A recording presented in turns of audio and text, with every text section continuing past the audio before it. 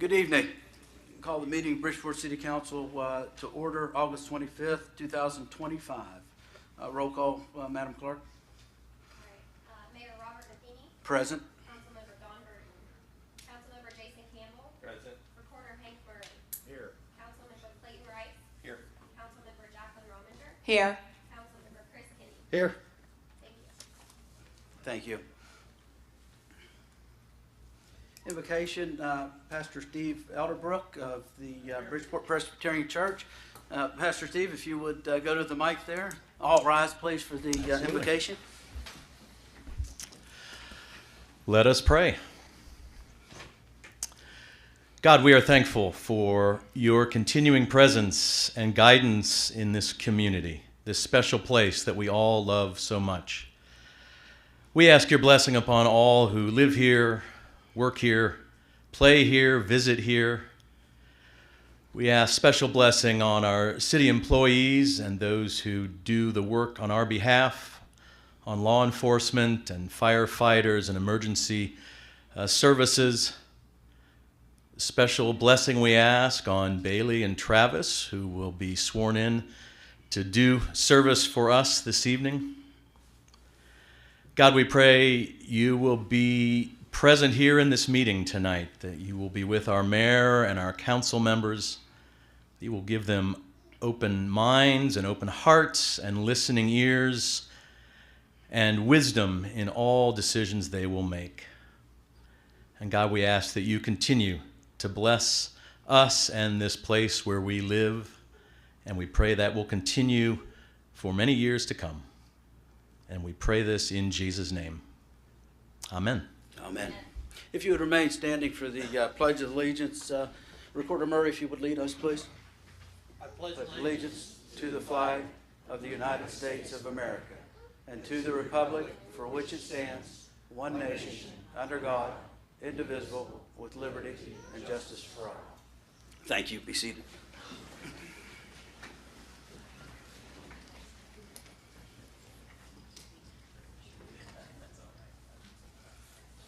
Okay, next item on the agenda 5 is approval of the minutes from the August 11th, 2025 regular city council meeting and the August 19th, 2025 special city council meeting. Is there any action on that item? So moved as read. Motion made. Is there a second? Second. Second. With motion second, any discussion? All in favor signify by saying aye. Aye. Any opposed, nay.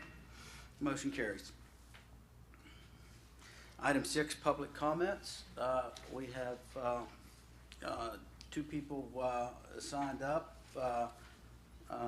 Rocco, I don't see. Oh, there you go. If you would come to the mic, state your name and your concerns, please.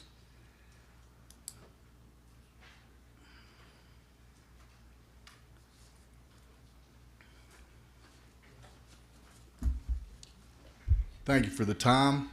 My name is Rocco. Most of you know me by Rocco. I've been doing business in Bridgeport area for about 45 years of my life. And my real name is Richard L. Kiner, and I appreciate the time here. What I'm here for is to talk to the city council.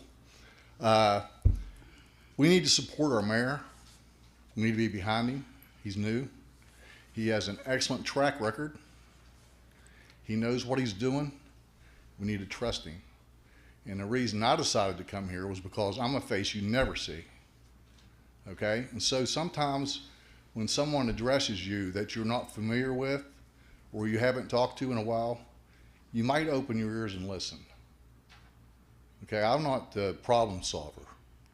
Okay? But I know Robert Matheny, the mayor, well enough to know that he cannot get the job done that we want done in Bridgeport, which was stated by our residents during the election. It was overwhelming.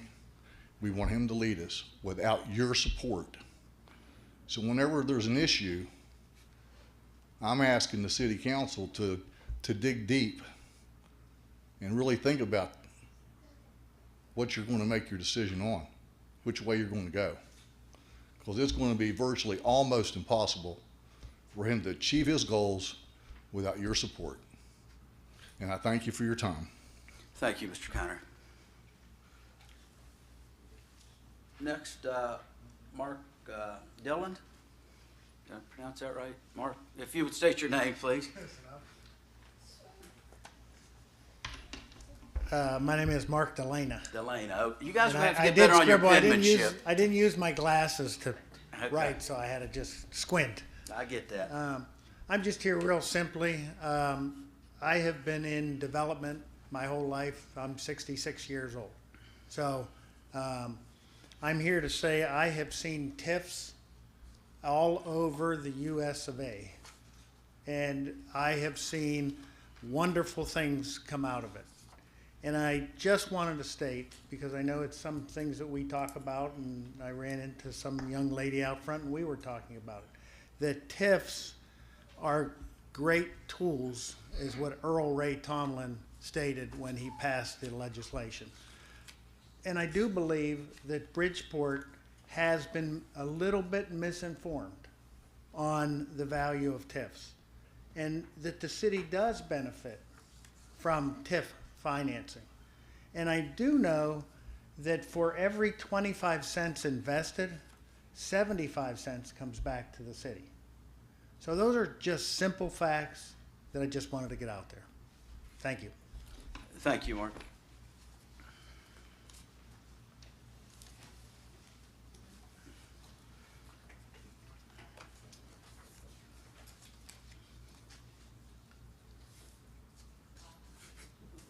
Okay, report by Mayor. First of all, I'd like to recognize former Mayor Jim Christie is in attendance today. And our faithful former council lady Ruth Allen is here. Did I miss anybody? Thank you guys for your service to the city and your continued service to the city by your involvement. So we appreciate you being here. Mayor's report, I know we've got a lot going on tonight, so I'll be very quick. I want to apologize. We had a meeting scheduled for earlier at 5:30, what we labeled as a work session. When we scheduled that, I felt that possibly it wasn't in line with the state law on open meetings, so we asked our legal counsel to research that, and late this afternoon he got back with me. And since it wasn't a meeting with an agenda, it just wouldn't be proper to hold that meeting. So I apologize to the council and the manager and the staff and the citizens that we didn't get to carry through with that, but it just made a decision. It just wasn't the right thing to do. We are going to reschedule that hopefully before our next regular meeting. And that's all I have for the mayor's report for this evening. Manager? Yes, so for the council here and the public, I've kind of challenged our department heads to make sure that we're sharing our victories and the good works that we're doing. And boy, did they deliver this week to about a 4-page document that I'm not going to read to everybody tonight. Council members, you do have that entire document on your on the table in front of you. But I do want to go over some highlights because we have several important things that I think will be good to get out. So. The Bridgeport Library, the 1,000 Books Before Kindergarten program is a reading challenge that emphasizes how important it is to read to your children in the early years of birth through 5. Reading to children at this age helps them develop important literacy skills that they'll need to be ready for school. The library provides an incentive for every 100-book milestone, help with selecting just the right books for each age, and encouragement to keep reading. And a special gift to celebrate accomplishing the 1,000 book goal, you get a Simon the Sloth. So here's Simon. Read your children, and you get a Simon the Sloth doll. So, and I think we're going to be talking about this here in a minute too. But the library is encouraging everybody to get a library card during Library Card Sign-Up Month. And they're going to have some pop-up libraries at the parks and different places, and they'll have that on their website where you can go to see that, or to get your library card. The Bridge Sports Complex, just a reminder that tomorrow we have the groundbreaking for the next phase. So the phase that's going to be on the south side that we approved there a few meetings ago, that will be tomorrow at 5:30 on site. We had our annual shutdown this last week, and there was so much that they got completed. I think the place looks fantastic. You can read through at your leisure all the stuff they got done. I will say that everything is back open except for our gym floors. We use an oil finish, and it takes about a week for that to cure, but it lasts a lot longer than the alternatives that we tried before. So we went back to oil this year. So they will be open, I think Friday again will be back open.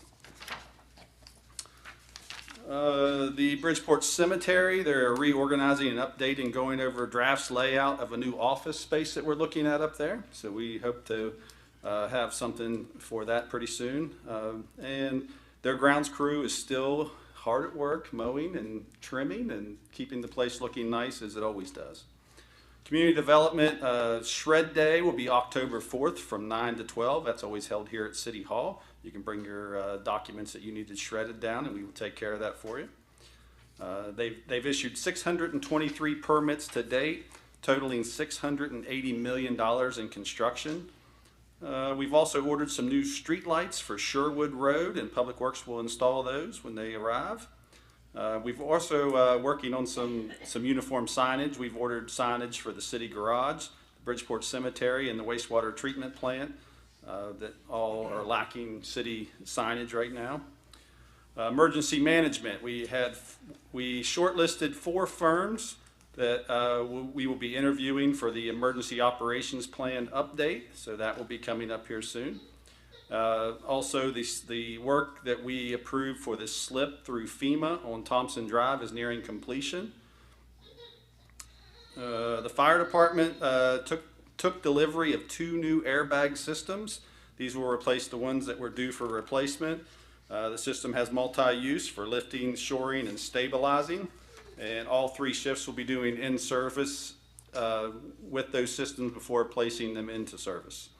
Also, members of their Swift Water Rescue Team trained last week in the Tigert River in Marion County. And they're going to have an advanced technical water rescue class at Valley Falls. IT, they worked hard to get our live streaming of the council meeting set up here. They worked through all of that. They also replaced the license plate reading camera down here at our Safe Exchange place, which is just right down here beside our city garage. If you have an item you're selling on Facebook Marketplace or something like that, it offers a safe location for that, or child exchange between parents, things of that nature, and it's all on camera and safe down there. They are also continuing to upgrade and replace hardware in the police department, including computers for police and public safety to be used at their desks as well as in their vehicles. Parks and Recreation, this weekend will be the final weekend of operation for the Bridgeport pool. Our staff also completed and installed a new accessible boat dock and fishing pier out at Deegan Lake. I know the mayor said he saw it. Looks really nice out there. The police department, with the help of Public Works, the site is ready for the new building that we're building down there for the shooting simulations. And they're supposed to start on that tomorrow. So I think Mark and I are going to go down there and make sure they're doing it right, because we're really good at that. So, Public Works, they've been doing a lot as usual, and they're working on some camera work on James Street that we're turning over to Thrasher Engineering, where we're working on the stormwater and sewer issues down there. Some cement road repair on Ridgeway Drive. They've repaired some fire hydrants. We do an annual flushing of fire hydrants, and they found some issues, and they've been repairing those as they find them. They completed some asphalt patching and curbing and landscaping, and they've installed some new street signs throughout the city.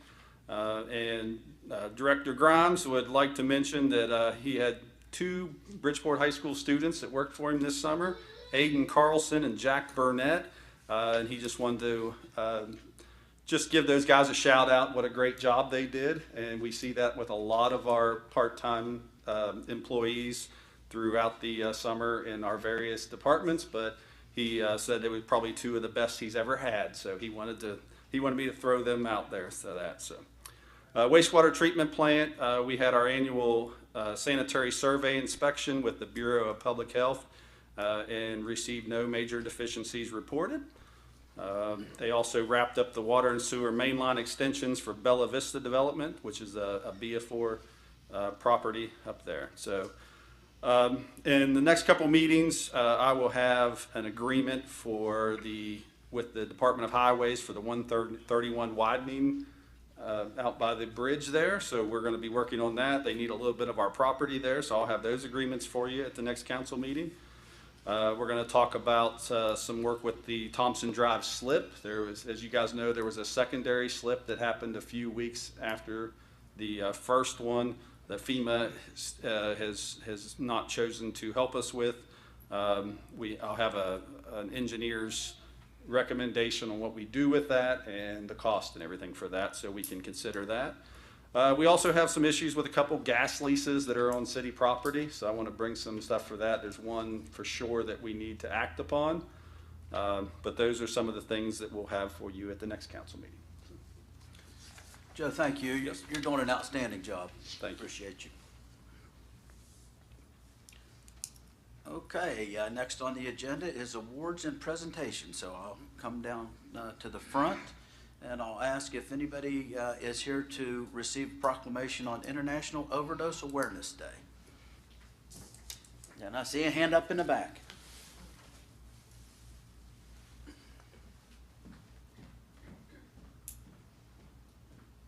Come up front, please.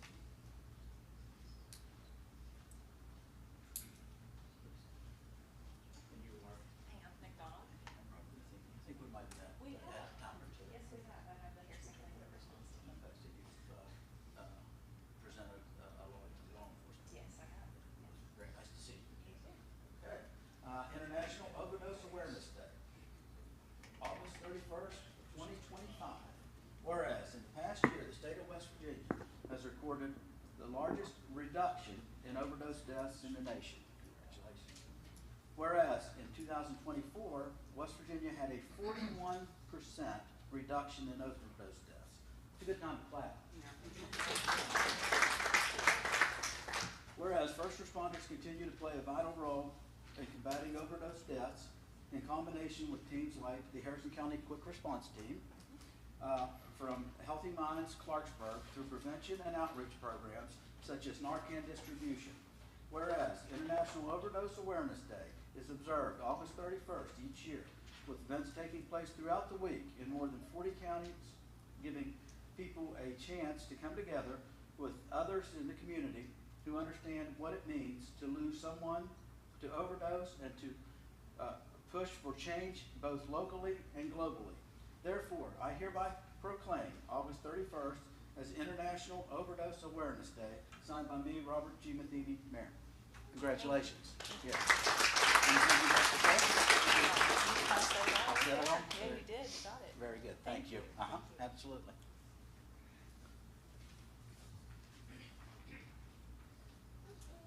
Next, do we have anybody from the library? I know we do. Because I got my library card today. And I think maybe some other folks on the council got theirs. So thank you for that, Director. Okay, you guys are pushing me this way, so I guess I'm gonna work from the left on this one. Well, this is a Longwood here, and Lauren, the font's small. This is my favorite part of the job, but it's the most difficult sometimes. So Actually have a larger one over there. there you go. No, I'll go. But thank you. Library Card Sign-Up Month, proclamation, September 2025. Whereas libraries are foundational to education, imagination, and opportunity, offering everything from early literacy programs to digital tools that support lifelong learning and personal growth. Whereas libraries welcome all people, serving inclusive and accessibility community hubs that connect individuals across cultures, generations, and experiences. Whereas libraries create cultures, collections, and design programs that reflect diversity of the population they serve, ensuring equitable access to information, technology, and culture for all. Whereas libraries help individuals navigate life challenges by providing trusted information, digital access, job search support, and connection to essential services. Whereas libraries contribute to thrive local economies by equipping job seekers, entrepreneurs, students, creators with tools and training to succeed. Whereas, in times of both crisis and calm, libraries and their staff remain steadfast in supporting and strengthening our communities. Whereas, library resources help households save money, reduce waste, make sustainable choices, all through the simple power of sharing public goods.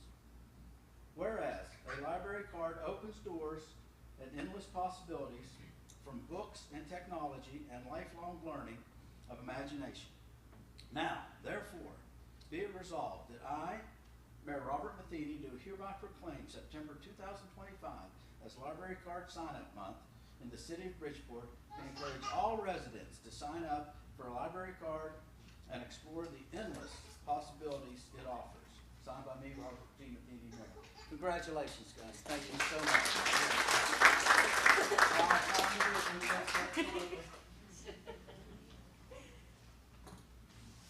Somebody do a little soft shoe while I'm doing this. We want to put this up in the library so everyone can see it, yep.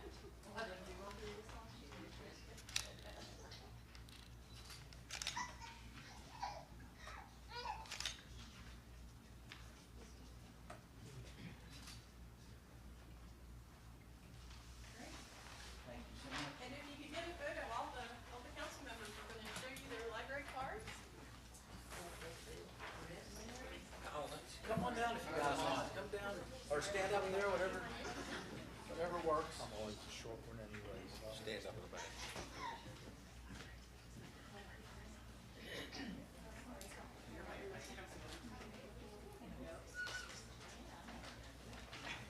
Where are we looking? Lauren's already set up with her Okay. first.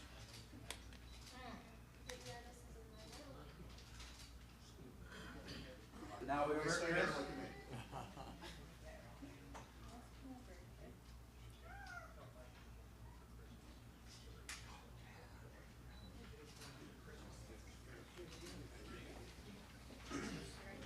Thank you, guys. Thank you, Director. Thank you.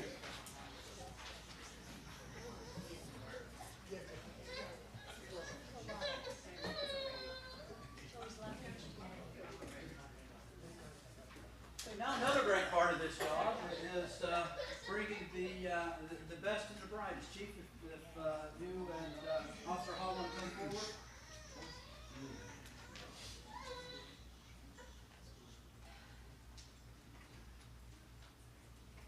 There you go. Are you ready for this big adventure? Yes, sir. All right. You'd raise your right hand and repeat after me. I, Charles Bailey Hall, I, Charles Bailey Hall, do solemnly swear do solemnly swear that I will support the laws that I will support the laws and ordinances and ordinances of the city of Bridgeport of the city of Bridgeport and the rules and regulations and the rules and regulations and other lawful directives, and other lawful directives, written as well as unwritten, written as well as unwritten, of the Bridgeport Police Department, of the Bridgeport Police Department, and that I will and that I will well and faithfully well and faithfully perform the duties perform the duties of the office of the office of police officer of police officer, to which I have to which I have been appointed been appointed according to law according to law and to the best and to the best of my ability. of my ability, So help me God. so help me God. Congratulations.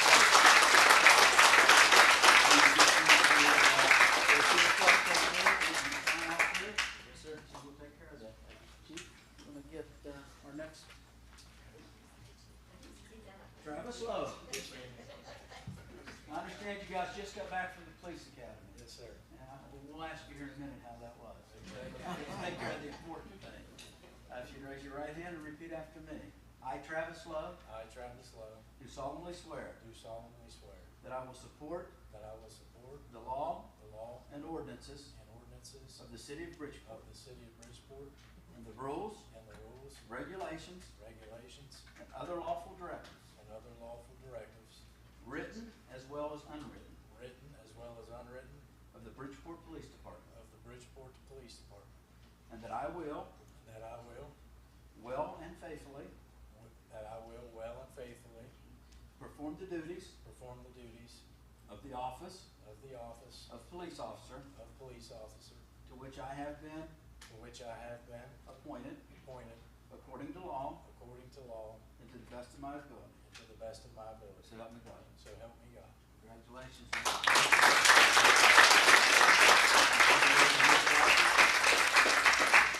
Chief, I'm sure you're proud of these young officers and. Yeah, you wanna we've say been, anything? we've been very fortunate. We've had great applicants that have applied for us, and we get to select the cream of the crop, to say. And both Bailey and Travis are that cream of the crop. One of the things we're really proud of, first off, as you know, it's 16 weeks away from your family, doing things that most people don't really understand.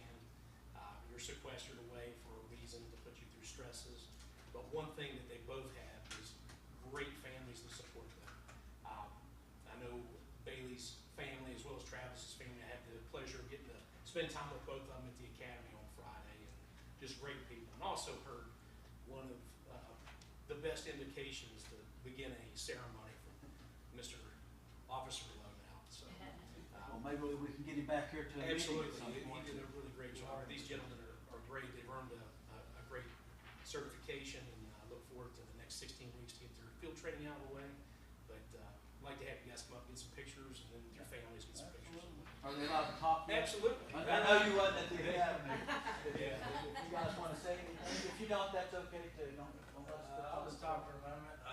Yeah, 16 weeks. So I had my own I guess, thought of how it would go, and it was a lot more tougher than what I imagined. So I got a lot of respect for everybody who goes through it. It's really tough. We started with, I think, 67 people. We ended with about 45. And so most of those people quit within the first week. But it's really challenging, but that reflects police work. A lot of the officers get involved with things that most of the general public never have to go through. And so it's a tough career, but I stuck through it, hauled it too, and we're just happy to be involved with the Bridgeport Police Department. What was your class number? 200. 200. Well, congratulations from the 63rd class. 126. 126. Thank you guys. We'll grab some pictures. Family, if you want to come up and get in pictures, feel free. Let's get one of you forward. Okay. Yeah, you direct it, Chris, and then we'll make sure everybody was welcome.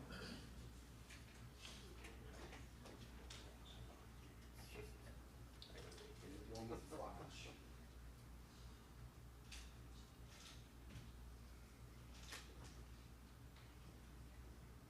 Come on. We got mom and dad here. You know you want to get up here. Come on up here. We'll get in one, and then we'll jump out, and you guys can get just a family photo.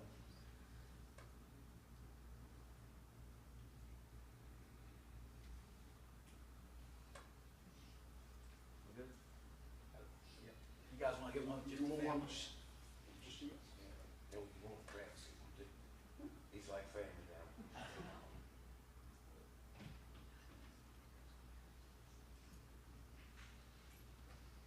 You want to work?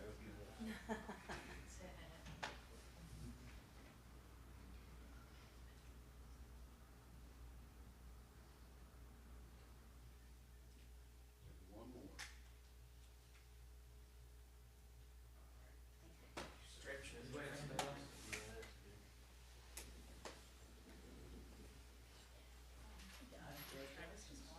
Nice to meet you. You too.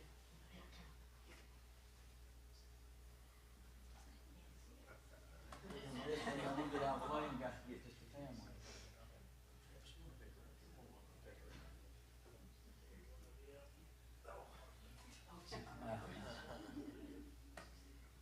She's like me, she's shy.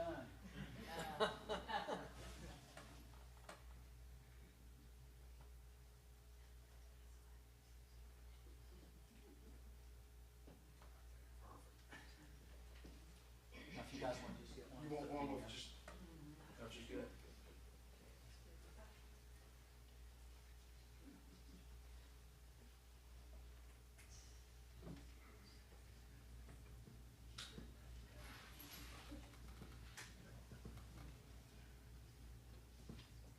go.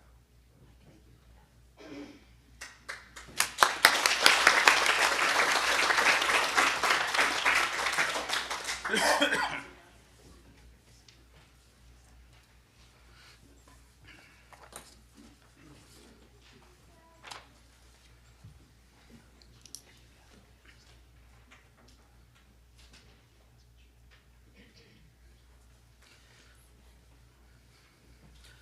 Well, that was wonderful, and congratulations to everybody, and thank you and the families for your dedication and service to our city.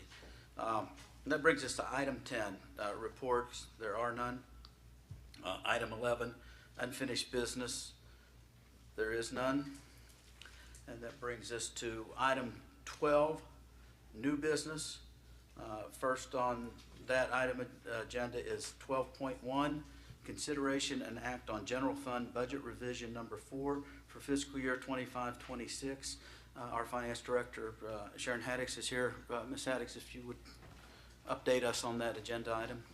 Sure. This is a simple agenda item. We received some insurance proceeds for one of our public works trailers, and we're adding it to their budget so they can get that repaired.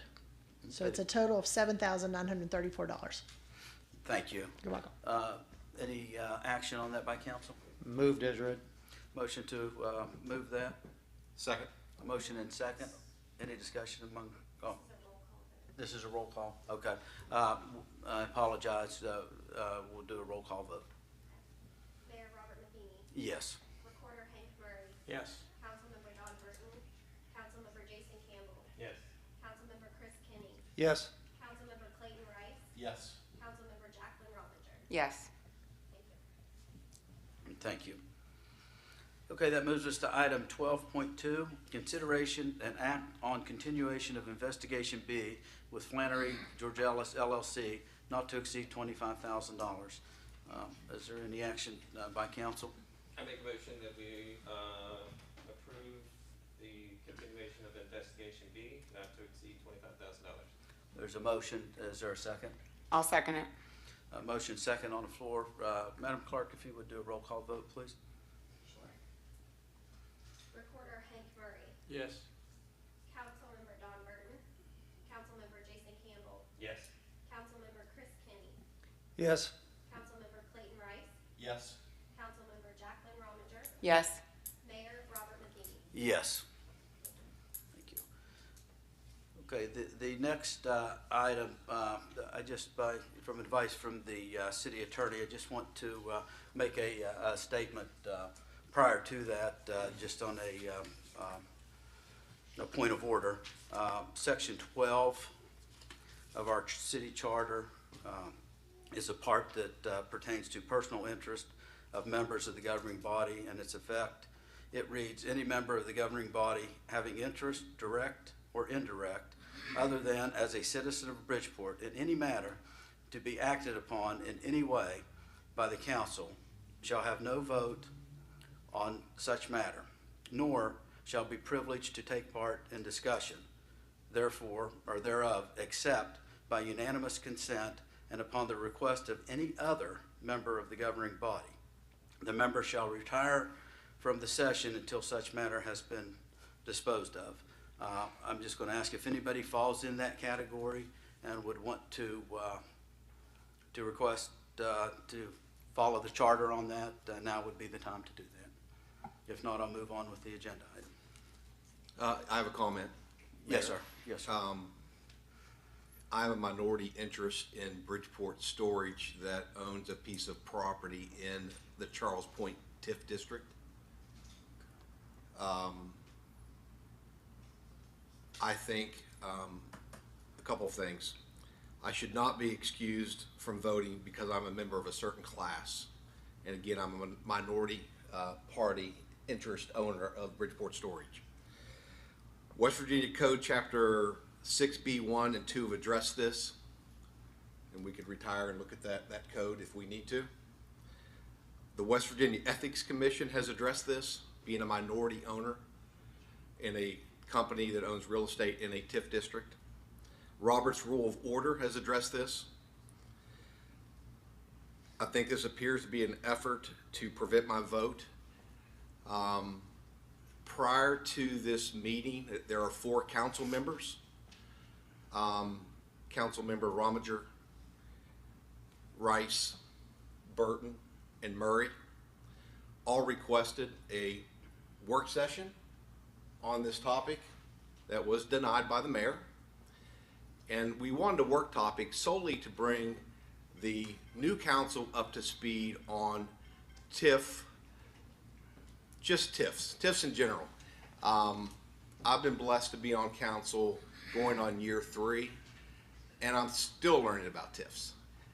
I think Charles Point has been great for the city of Bridgeport, and I think White Oaks has been great for the city of Bridgeport. And I was elected to take an oath for the city of Bridgeport's residents. And I want to make sure every decision I make is struck in the right column and all the facts are on the table. I think the newer council members are not up to speed on the TIF, or they would not have requested also to have a work meeting. And I will say Mr. Burton asked for a work session in his email also. We don't think postponement of this to a meeting in September would cause any sort of delay of anything that is really material at all. So I would ask the council members that they would allow me to vote on this measure, and which is part of the provision that the mayor just read. And it's also part of the West Virginia Code Chapter 6B 1 and 2. So it's part of it, and that would just be my request, Mayor. Okay, and I appreciate that, and it's entirely, up to you, Mr. Rice. But I do want to clarify a couple of things. It's not, you've seemed to, in the newspaper and here tonight, know how I feel and know what my thoughts or knowledge of certain things are. It's not an attempt by me to preclude you from anything. It's just, I have a responsibility to safeguard the interests of the city, and that's why I discussed it with the city attorney, and he advised me to do that. I certainly wouldn't ever want to preclude you from what you were elected to do. Absolutely. And my knowledge of TIF, you of all people should remember that I was the tax collector in this county for the last 8 years, and I know a little bit about, TIFs. I wish we all knew a lot more, but, I just resent that accusation that I need to know more about it and that I'm attempting to keep you from your vote. That's certainly not it, and I wouldn't do that, and I'm not doing that. So anyway, we can move on if you're good, if you feel that you're within the charter and the law. I have no problem moving on with the meeting. Yes. Ready to roll? Ready to roll. Ready to roll. Okay, very good. Well, then we will move on. Item 12.3, consider an act on dissolving any contracts, written, verbal, or other, with Frost Todd Brown, Babbitt Collins, and the law office of Phil A. Real, PLLC, regarding case number 124-CV-106, Genesis Partner Ltd. Versus City of Bridgeport and G. Andrew Lang, with the understanding that this matter shall be deferred to the city attorney legal counsel. Is there anybody here to discuss that from staff? Okay. Dean, did you want to discuss that from staff point before the council decides to discuss it or not? No, I do have some information that I would like to give to the council members. And to you, yes, and sir. to the recorder.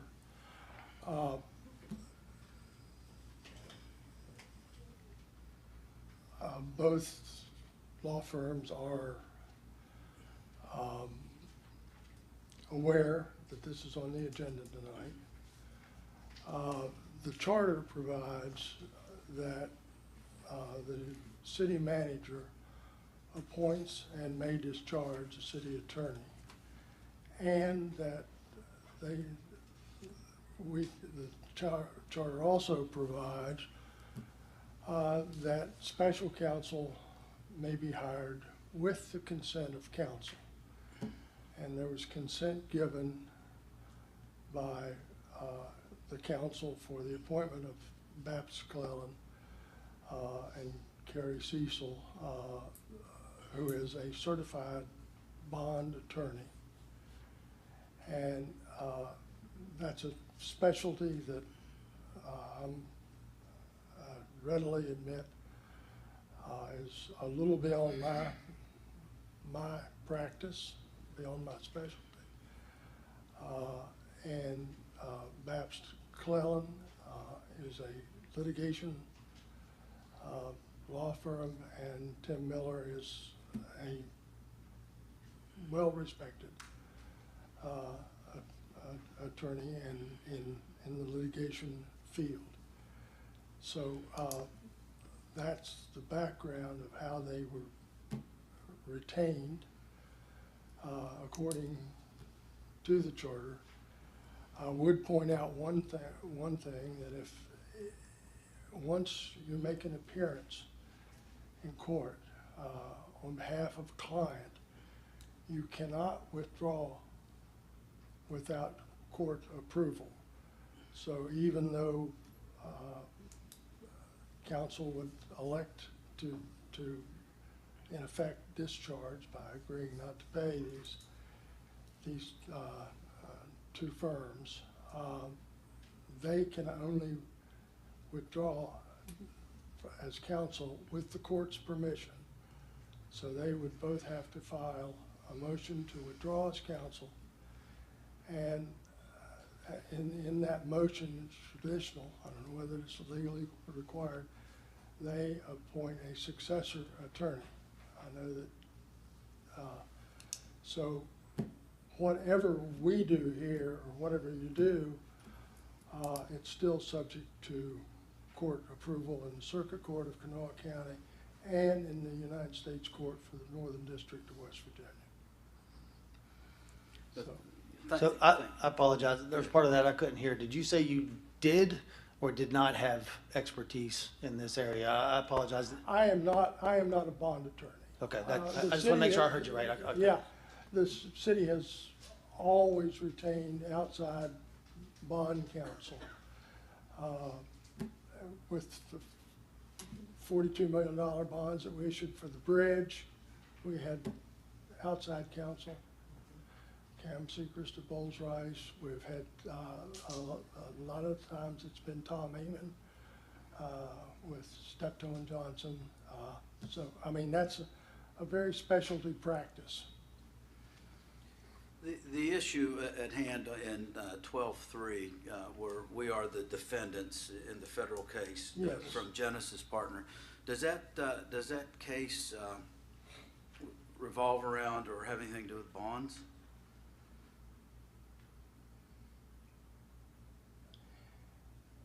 Yes, it you know, it has to do with the extension of the TIF district. Mm-hmm. And it says the TIF district, the county commission may issue bonds to terminate upon the termination of the TIF district. So in some of the argument which I will give you that was presented in Kanawha County, that was classified as a sort of as a distinction without a difference. Right, but 12-3, it doesn't have anything to do with Kanawha County. 12-3 is in federal court. Yes. Correct. Yes. So yes. it's two separate issues. Basically, would you agree with me? I think they asked for declaratory judgment relating to the TIF right. district. So you would agree with me, it's two different cases, and the one on 12-3 that we're Right. talking about. And the status of the federal court case is... Yeah. And we're a defendant where they're not seeking any damages, correct? Correct. In that They're particular seeking part a of it. declaratory judgment. Which a declaratory judgment is pretty much what we're seeking in Kanawha County. Correct. So don't we want a declaratory judgment? Yes, we do, but we want a declaratory judgment under state law.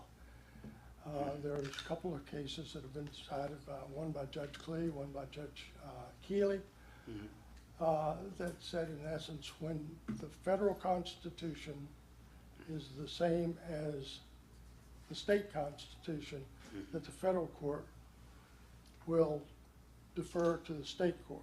So therefore, we filed a motion to dismiss the federal action and have the decision made upon state law, because it's not only the Constitution, it's the TIF enactments themselves. So really, the federal cases won't go anywhere until the state case is decided. It could. It could be dismissed, but it's on a briefing schedule now, and there's been no decision made by the court. And as city attorney, according to the charter, you're required to be in, excuse me, you're required to be in all proceedings for the city. And, To kind of keep but, an eye but on also, things. but it also says that we, the city, can hire special counsel Right. to be there. I am, there are many, many cases that I'm not involved in at all. Insurance cases are all covered by insurance counsel. You know, I'm not on the pleadings, I'm not involved in those cases, but they're all in the name of the city. But you're involved in these cases, correct?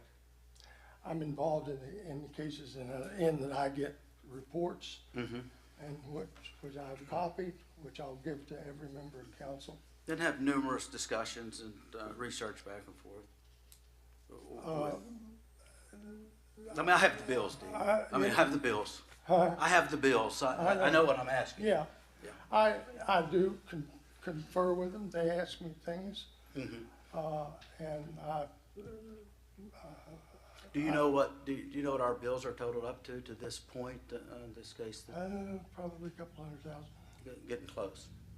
Can you tell us, as city attorney, what knowledge that you have through your discussions and your reports? Have we just scratched the surface? I know we had one hearing that you weren't present at, but have we seen a courtroom, or are we doing anything other than research? In the Kanawha County case, the court denied and that case is against the development office. It's not against Genesis directly. Right. As against the development office. And in that case, there was a motion to dismiss by the development office. The court denied that and said that they would put that on an expedited track. Because if I'm not a bond attorney, but I've been through enough over the last 50 years to know that bond counsel rarely will issue a clean opinion if there's a constitutional question pending. And bond attorneys traditionally do not rely upon circuit court cases. It's generally a Supreme Court case. And many times we'll have a friendly declaratory judgment action to declare that you can or cannot do what you want to do. Which would be ideal in this situation. Yeah. So that is the track that Kanawha County is on to get a decision from the Supreme Court as quickly as possible, and the court referred to it as an expedited track. Right. And in your words, if we're at a couple $100,000 right now, by the time we make it to the Supreme Court, we're surely going to be a few $100,000 more. Correct. Correct. So we're probably looking at $500,000. And you have to weigh that with what's at stake. Yeah. And you feel, as our city attorney, that we're going in the right direction? Yes.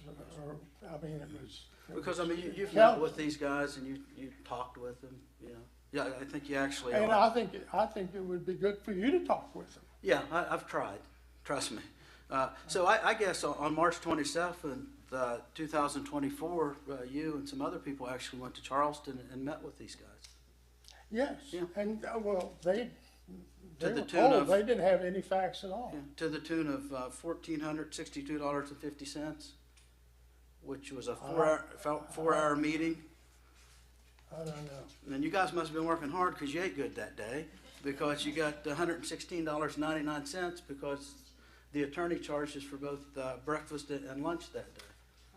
And that was on March 27th.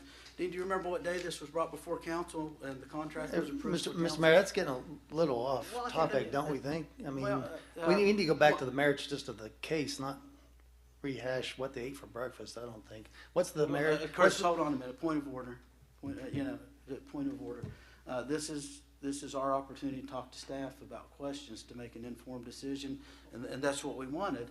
So I just have a few. I'll get to the point. I got a few questions. Oh yeah, because I got a lot of questions for it too. Yeah, and I'll give you your opportunity, and I won't interrupt you, but I'll wrap this up quickly. Do you know what day that the council approved this contract, I can't remember the exact date. April 22nd. Yeah. And the day that they had the lunch and they traveled to Charleston. Actually, the billing started in February of that year. And it just doesn't pass the smell test with me. There's a lot. We're up to date. We're up to 100 and just shy of, well, it's $167,161. 12,000 of that was before council even met on this issue and executed a contract. I've got all the numbers. In fact, on April 22nd, the day of the contract, another set of attorneys that were paying $1,290 to come up here and talk to the council in executive session. My point is, Chris and others, I think we're going down the wrong track. I think we have an open spigot, and I think that the way that we either do this, and the point of I agree that we should have a seat at the table on extensions. I'm not arguing the concept, and I'm not arguing the facts of the case. I'm just arguing that we're putting good money after bad money. We should get with the municipal league, other municipalities, and that we should fight this through legislature. This bill was so weak that it sat on the governor's desk for 90 days and didn't get signed, and it came into law automatically. I think we can go down and we can change this law back to how it originally was, or improve it, and it would be a much better use of the taxpayers' money. Jay? Well, I just, you mentioned that, and the judge in Kanawha County, and putting this on an expedited track, mentioned that he would like to have it decided before the next session of the legislature, in case the legislature wanted to change something. Tacked on it, yeah. So that's in the transcript, which I will give you. Yeah. You'll see it. Yeah, and I've got a million other things to go into And, if we have you to, know, but I'm not going and, to. I think anytime you're looking at a case, you don't want to spend a dollar to save a dime. Right. But you've got to look at what is at stake. You do.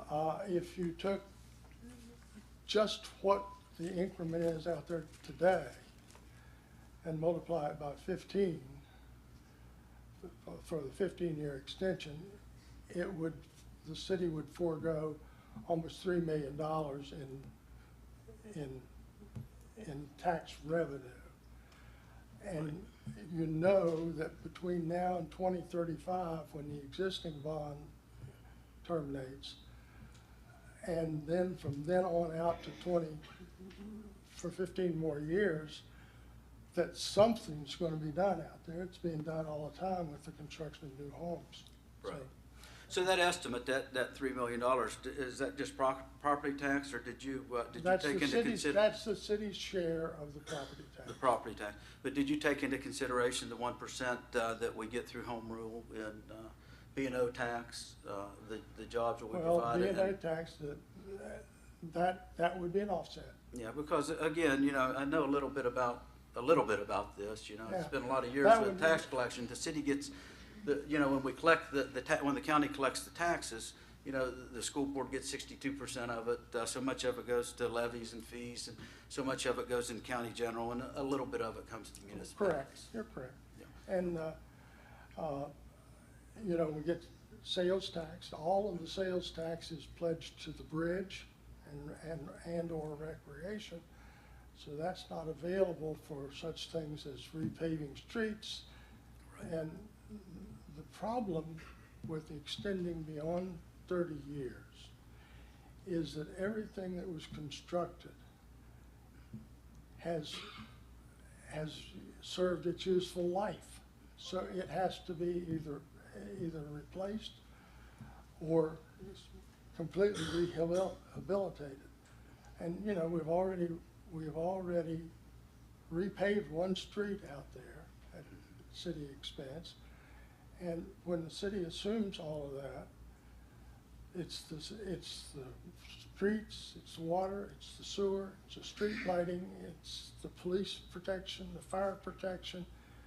And, you know, you'd have to allocate all of that to be able to compare apples to apples.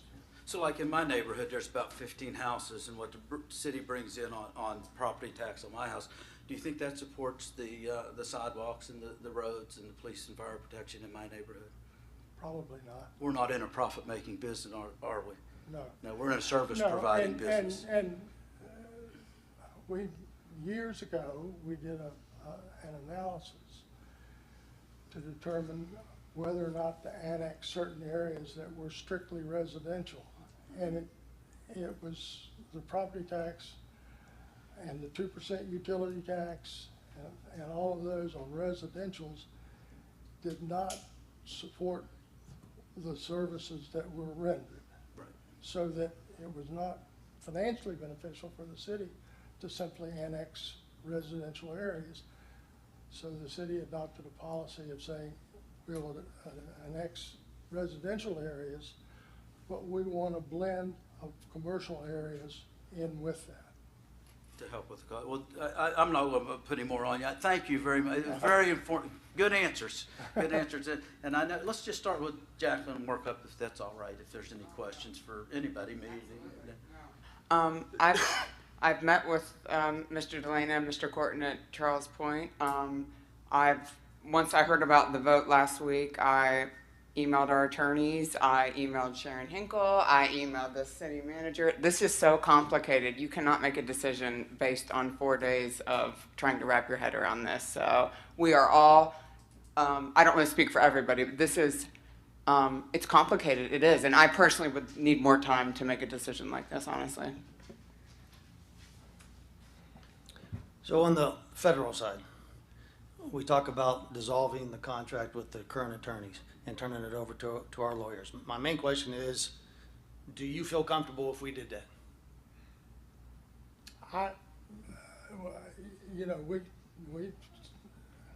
Do you think that's the best course of action, that you could do as good a job as they can? I think so. But it's good to have the same people doing both. I think. Well, so this is part of the problem, but you know, the research, the briefing has already been done by one attorney. I would have to go back and redo what they have done. And there's a cost associated with even having our attorneys do that, right? Yes. So I don't work for So them. I'd want to know what to say. So there's a couple different, right, exactly. My point is, one, I need to know whether or not you guys are actually comfortable taking over for them, because if you're not, then it's kind of a moot point, I think. Two, how much savings would it be? You know, what's that, before I'd make this vote, I need to know what the cost is going to be estimated with our city attorneys versus the current attorneys. But then the other side of that is, the next item, the state level, where we're the plaintiff, I think that's the one that has to be answered first, because if we get rid of that suit, does the federal suit go away? Does Genesis say, okay, we no longer need to fight this? I'd want to know that answer. So really, it's the second court case, the state court case, that I need an answer on first. And then with that one, what I need an answer on from lawyers is, what's the best course? Because in my opinion, the state legislature flat out screwed up. That's the stupidest daggone law to pass it and say that a county can tell the city to do a TIF without the city's input. I mean, that's stupid, flat out stupid. I'm not gonna mince word on that one. So what is the best way for us to now fix that? Is the best way to fix it in the court so it goes to the Supreme Court and they can overturn it, which I hope they would?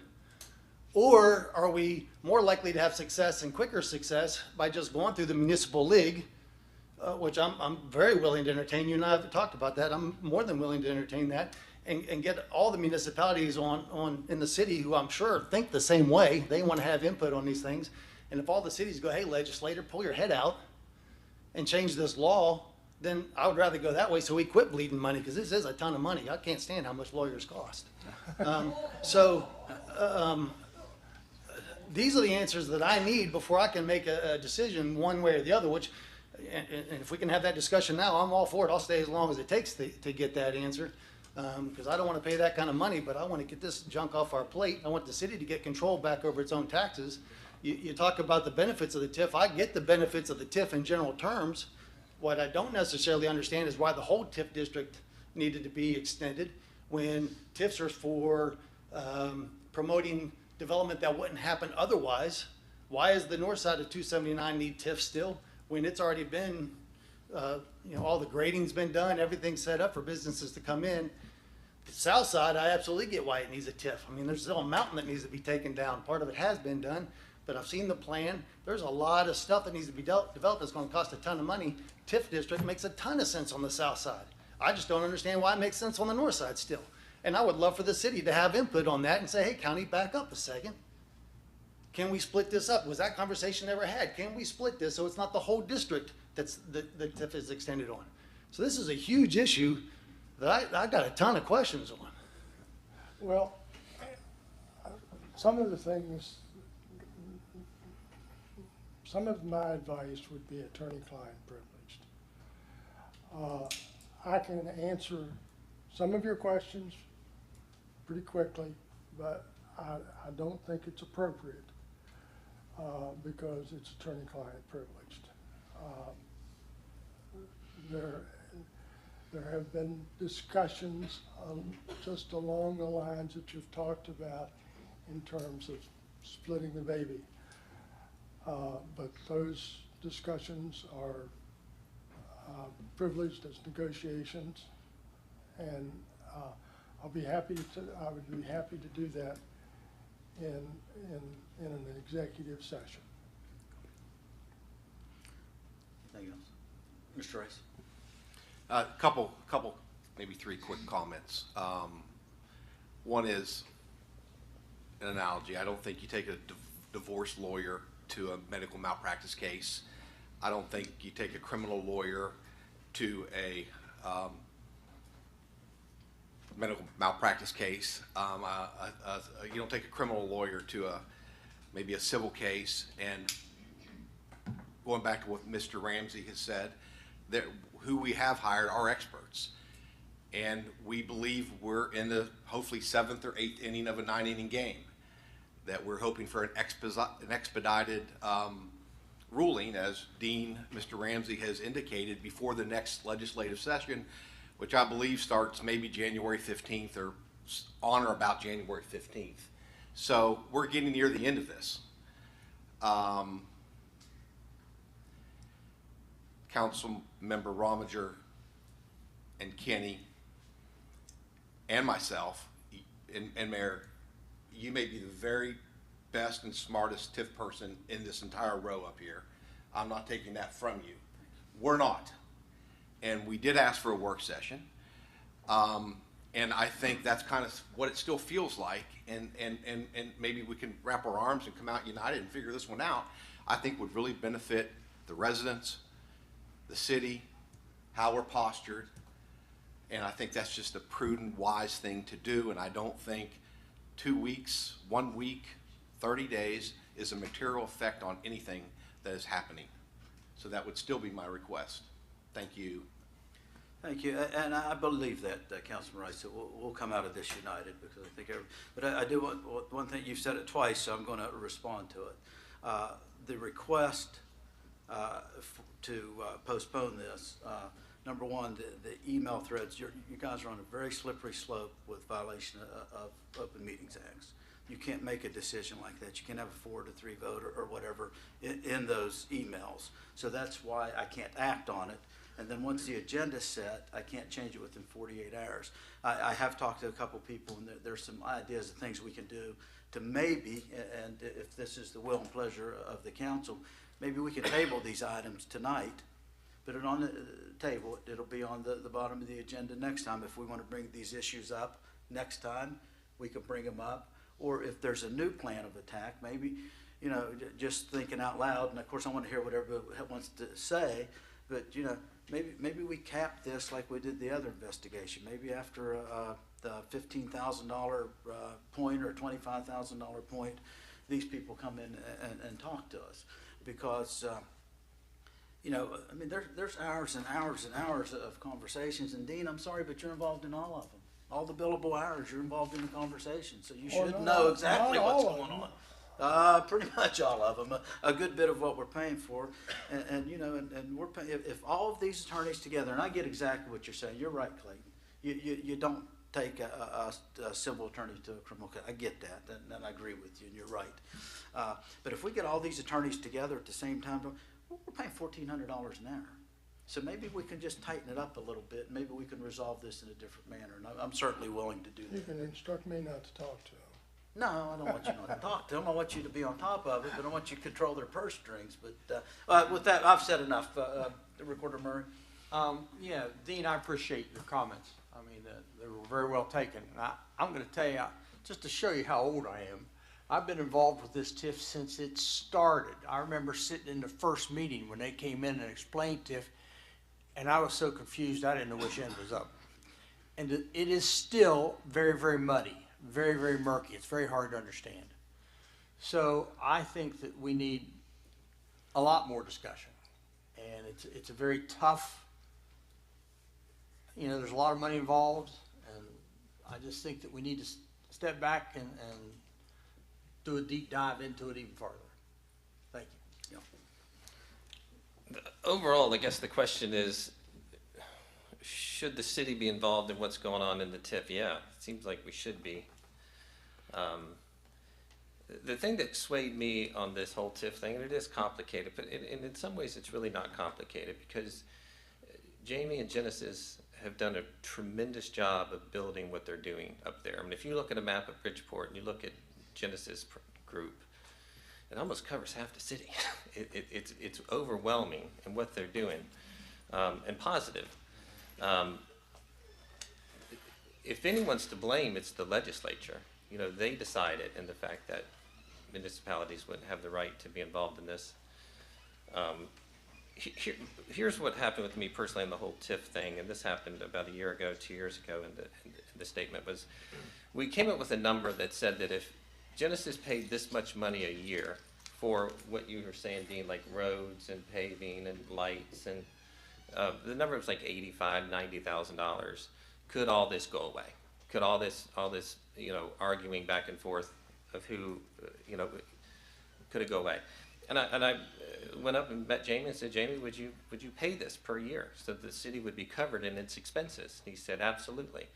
And to me, that was kind of like, that made sense. Okay, so the city's not out any money per year for the lights and the roads and that kind of stuff, but that didn't solve it. It still continued into these 2 lawsuits. And that bothers me because it's Genesis. This is a group that you see on Connect Bridgeport at least 3 times a year, donating money and resources to our community and providing a lot to the community. And we're fighting with them and we're arguing with them. And I think Genesis, for those that don't know, when all this came about, Jamie and Mark did a tremendous job holding these meetings. They would hold these meetings and they bring community leaders, they brought me in, they brought council members in, and they explained the TIF. And they showed the numbers. And the numbers didn't lie, because those numbers matched to what Harrison County Commission was saying. These are true numbers that are coming in because of the efforts that they're doing in building these Menards and all these things that they're doing. That these numbers aren't that doesn't sound good. We're giving them a pass for, who doesn't want to pass for 15 years and get an extension on that pass for another 15 years? So just the optics of it really don't look good, but if you really go back and listen to what they're saying about the positive aspects of the TIF and why they're there, then they do prove well. They do prove well to the city. And the generosity and the kindness that Genesis has had to the city has been overwhelming. And I've always just been someone on this whole thing to say, we've got to get this behind us.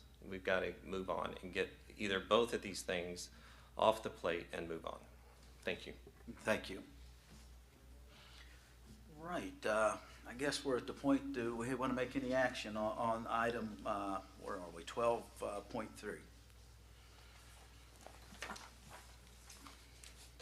Hearing none, no action? I make a motion that we vote on item 12.3. Okay, is there a second? Dean, can the mayor make a second? Mayor can vote, make a second. I second. Roll call vote.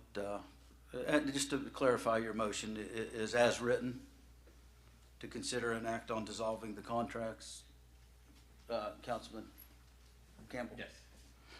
Okay. So you brought up tabling this. Is that still an option? It's an option, but at this point, we've got to see if the motion passes, and then we can address it further. Clerk, roll call vote, please. Recorder Hank Murray. No. Councilmember Jason Campbell. Yes. Councilmember Clayton Rice. No. Councilmember Jacqueline Rominger. No. Councilmember Chris Kenny. No. Councilmember Don Burton. And Mayor Robert Medina. Yes. Okay, the motion's does not carry on that, and I guess it would be appropriate if they want to table it, or, Table it. I think it would be appropriate to set a work session at some point so that we can go over it. okay. Is there any further action, I guess, on 12-3? Okay, hearing none, we'll move to 12-4, and I think the deliberation will be a lot of the same, but it's consider an act on dissolving any contract, written, verbal, or other, with Frost Todd Brown, Babbitt Calland, and Law Office of Philip A. Real, PLLC, regarding case number CC 2025C70, the City of Bridgeport versus Michael Graney, and withdrawing litigation in case number CC 2025C70, City of Bridgeport versus Michael Graney. Is there any discussion that we need to have any further with the city attorney before we? Well, I'll tell you that until I get a legal opinion that tells me what they think the best route is to get this law changed, I can't vote for this. I'll just tell you right now, I can't vote for this now until I have that legal. I don't have the legal capacity. I read these daggone legal documents. I thought I knew English. I don't think they're written in English because I don't know what I'm reading. So I need somebody to put it in plainer English for me and tell me which is the best path before I can make a decision. Okay. So Mayor, Yes, sir. could I make a motion to table this along with item 12.3? I think that's an appropriate motion. I second that motion. Motion, I'm sorry, John, or Lauren? I would- Let's make sure we're right, then we do it. Well- I agree with it, but let's make sure we're right. Generally speaking, according to Robert's Rules of Order, a motion to table means that it will be brought back up at the same meeting. The proper motion is the motion to postpone to a future meeting. Councilman Rice, are you willing? So I would like to amend my words to recommend a motion to postpone item 12.4. Okay, Councilman Kenny, And would I you still second? second it. Okay, very good. All in favor signify by saying aye. Aye. Any opposed, nay? Ayes have it, we'll postpone it. I appreciate the spirited debate, and I think we're moving in the right direction for what that's worth. Okay, let's see, that was 12-4. So that brings us to council comments. And if we want to start with Councilor Rominger, if we just work our way back up. Hi, everyone. Great attendance tonight. I appreciate everybody coming. And congratulations to the new officers. That I'm not even their parent, and I'm very proud of them. So I appreciate all you guys do very much. Thank you for your service. Yeah. So I want to go back to the public comments, and Rocco, I apologize, I don't remember your last name, but I appreciate what you had to say. And you know, Robert and I have had a lot of good conversations. You know, I didn't know him before. My dad told me to like him. My dad liked him, and I do what my dad tells me for the most part. What about your mom? I really have to do what my mom tells me. She'll still smack me. But I do want to say that you can disagree and still support. There's nobody I love more, respect more, support more than my own wife, but yeah, she and I still disagree some. And I, you know, like tonight shows, you know, we didn't vote the same on everything. But I fully believe that the citizens voted each one of us individually to think individually, to take the input from citizens, to weigh that, use our own brains to then figure out what happens. I think most of the time we probably will be on the same page as a whole council, and certainly, you know, from the conversations I've had with you, I think you and I are usually going in the same direction, maybe a slightly different opinion, but going in the same direction. But one thing I can say is, and I think you've seen it today, I'm always going to think for myself. But I'll always take input from people as well. So if you see me out there, most of the time you see me out there, you'll see me running, stop me. I'll shake your hand. I hope you don't mind getting sweaty. But I value the input so that I can weigh those different options and represent well. But I too appreciate the conversation that we had up here. We need more of that instead of just motions, seconds, and votes. There needs to be a lot more discussions, especially on this heavy stuff. So thank you. Very well said. Councilman Rice? I'll say ditto to Councilman Kenny, well said. And I think, yeah, some of the heavy lifting topics, I think, you know, we all have limited time. I think just some strategically planned work sessions, open or otherwise, can really benefit and really solve a lot of questions. And we solve those, we get the right answers. Thanks, everybody, for attending. Thank you. Thank you. I'll say ditto again, we'll keep using that, but I think we've also shown we can agree to disagree. And it's very, very civil, and we'll figure it out. Just give us time, we'll figure it out. We'll get there. Thank you. Thank you. Councilman Campbell? Just thank you for all attending and the new officers. And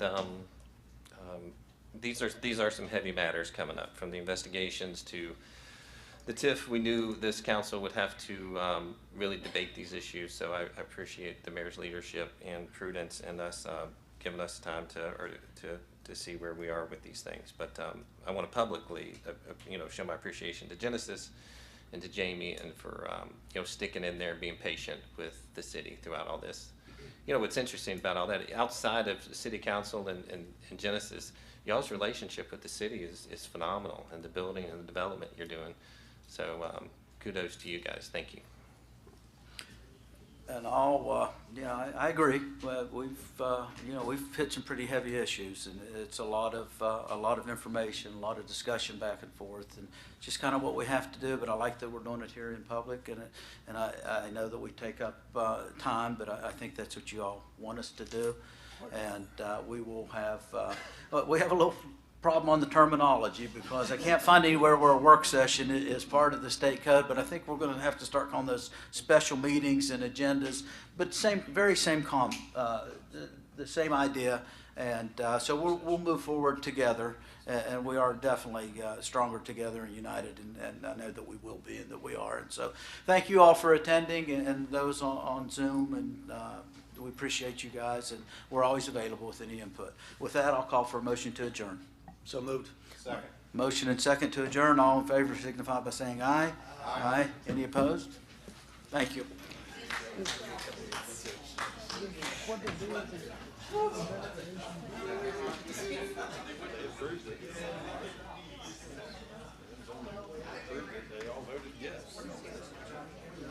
What they talked about before was giving them $25,000 to start it, and then report back to see if there's any substance. Robert told me he didn't think there's going to be substance. So.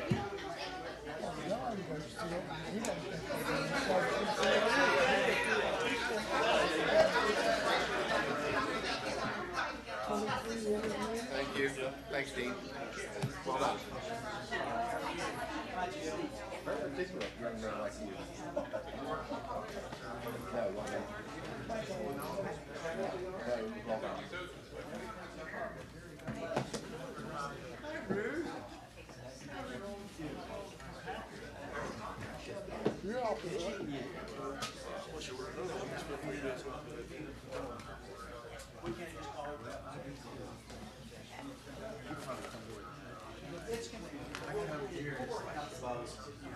I do, sir. This would be a good conversation. I'll still have it. I'll think what the hell it is. A little bit of cold, which is good other than that. You may have done.